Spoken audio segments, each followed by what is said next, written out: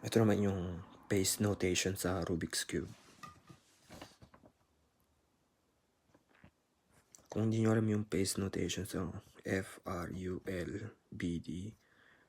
sa mga algorithm, lumalabas ng mga ganito. Lahat sila capital letter. So, kapag F, clockwise sila lahat. Tapos naman, kapag F, apostrophe, counterclockwise sila. Pag may number, sabihin, dalawa, F2.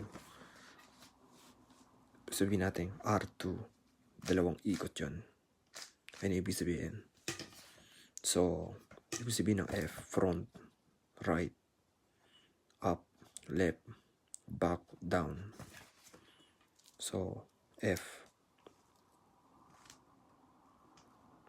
clockwise, the R, clockwise, the U, clockwise, L, clockwise, B, clockwise, D, clockwise. Yung counterclockwise naman, ayan, R, counterclockwise, U, counterclockwise, L, counterclockwise, B, counterclockwise, D, counterclockwise. Ayun ibig sabihin ng apostrophe, counterclockwise siya. Yung may number naman, F2, dalawang ikot, R, dalawang ikot.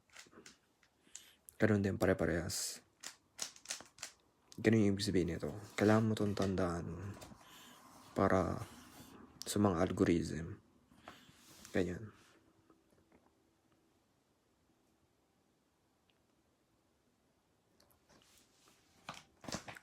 Ganun, tandaan nyo yung mga ganito. Ito yung pinaka-simple.